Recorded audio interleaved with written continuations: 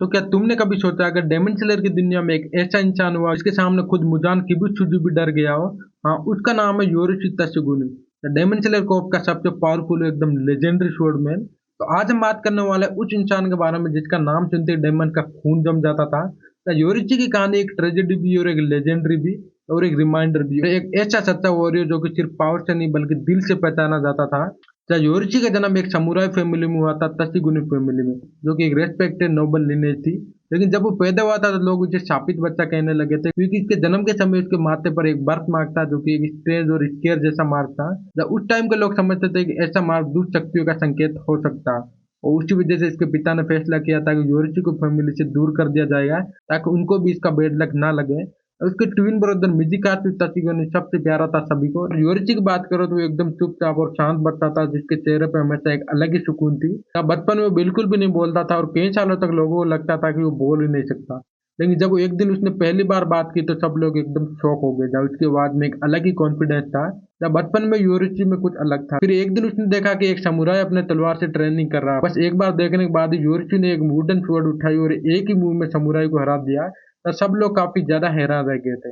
या बिना ट्रेनिंग, बिना तलवार की प्रैक्टिस और एक छोटे बच्चे ने ट्रेन वॉरियर को हरा दिया। या यही से शुरू हुआ योरिची की जर्नी एक स्वॉर्डमैन के रूप में। या उसके अंदर एक डिवाइन इंट्यूशन थी, जो कि एक वॉरियर के मुंह से ब्रीथिंग तक महसूस कर सकता है। अब लोगों के शरीर के अंदर की ब्लड फ्लो, ब्रीथिंग रैम देख सकता था, जैसे कोई एक्सरे विजन। और इसी विजन को बाद में ट्रांसपेरेंट वर्ल्ड भी कहा गया। चाहे योरिची ने अपने यूनिक ऑब्जर्वेशन से एक ब्रीथिंग स्टाइल डेवलप किया, सन ब्रीथिंग। ये टेक्निक बाद में सब ब्रीथिंग स्टाइल की ओरिजिनल फॉर्म भी थी, जो कि फ्लेम, वाटर, वाइंड स्टोन और थंडर ब्रीथिंग भी थी। जहाँ ये सभी टेक्निक इसी से इंस्पायर्ड थी। या सन ब्रीथिंग सबसे प्योर एकदम पावरफुल फॉर्म थी, जिसे कोई दूसरा प्रॉपरली मास्टर नहीं कर पाया। जब योरिची सन ब्रीथिंग का यूज करता था तो इसके आसपास हवा हिलने लगती थी और इसकी तलवार ऐसे चलती थी जैसे सूरज की किरणें चमक रही हो। और उसका हर एक मूव एकदम आर्ट था, एकदम साइलेंस, प्रेशियस और एकदम डेडली। योरिची की जिंदगी में एक टाइम आया जब उसे एक लड़की से प्यार हुआ, उता नाम की एक सिंपल सी वुमेन। क्योंकि वो दोनों एक शांत झील के पास रहते थे और योरिची पहली बार अपनी लाइफ में सुकून महसूस कर रहा था। लेकिन एक दिन जब वो कुछ देर के लिए एक दोस्त की मदद करने गया, तब एक डेमन ने उसके घर पे अटैक कर दिया। और वापस आने पर उसने देखा कि उता और उसका अनबोर्न चाइल्ड दोनों मार दिए गए। तो योरिची की दुनिया एक पल में टूट गई। और उस दिन उसने फैसला किया कि अब वो अपनी तलवार सिर्फ एक काम के लिए उठाएगा, डेमन को खत्म करने के लिए। जब उता और अपने बच्चे की मौत के बाद योरिची डेमन स्लेयर कोर्प में शामिल हो गया। वहां उसने अपने सन ब्रीथिंग स्टाइल से कई डेमन स्लेयर को ट्रेन किया, लेकिन किसी ने भी वो परफेक्शन नहीं आ पाई जो कि उसमें थी। लेकिन इसके लिए उन्होंने अलग अलग वेरिएशन निकाले, जिसे बाद में flame, water, wind breathing style भी कहा गया है। डेमन स्लेयर कोर्प में योरिची की रेपुटेशन काफी ज्यादा लेजेंडरी थी।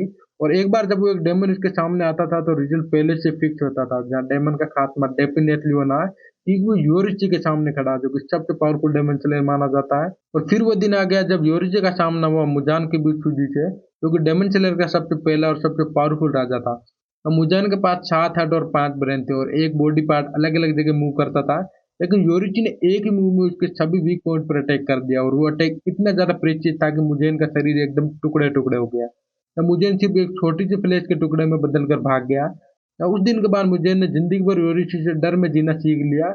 और यही वजह से थी कि बाद में वो सन ब्रीथिंग यूजर्स को हेट करने लग गया। जब योरिची का भाई मिचिकात्सु, जो कि उसके टैलेंट से काफी ज्यादा जीनियस था, जब उसने हमेशा चाहा कि वो भी योरिची जैसा बने, लेकिन जब वो नहीं बन सका तो उसने एक गलत रास्ता चुना, जहाँ वो खुद डेमन बन गया। और उसका नाम बना कोकुशिबो, जो कि अपन मून 1 का डेमन है, जो कि सबसे पावरफुल डेमन में से एक माना जाता है मुजेन के बाद।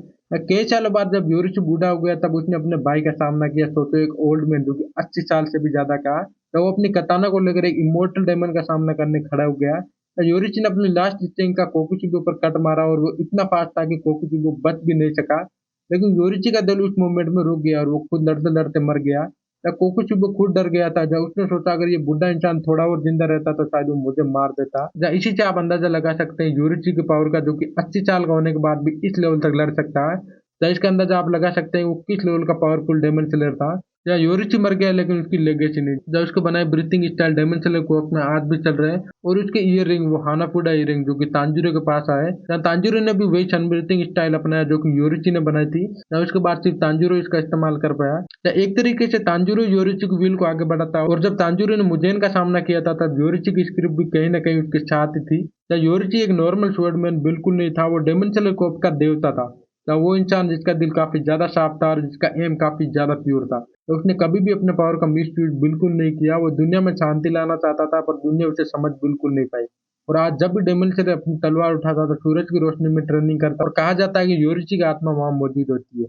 और इसी के साथ खत्म होती है योरुची तत्सुगुनी की कहानी। एक ऐसा इंसान जो कि खुद लेजेंड बन गया है, और एक ऐसा वॉरियर जिसका नाम टाइम के काफी ज्यादा परे लिखा गया है। अगर तुम्हें लगता है कि तांजीरो काफी ज्यादा स्ट्रांग है तो सोच लो, तांजीरो जहां से शुरू होता है वहां योरुची खत्म कर चुका था। और दोस्तों, तुम अगर डेमन स्लेयर के किसी और कैरेक्टर पर ऐसा पूरा प्रॉपर वीडियो चाहते हो तो इसके बारे में मुझे कमेंट में जरूर बताना है। और दोस्तों, वीडियो पसंद आए तो लाइक शेयर और चैनल को सब्सक्राइब जरूर कर देना। बाकी जल्दी मिलते हैं अगले वीडियो में, तब तक के लिए take care and bye bye.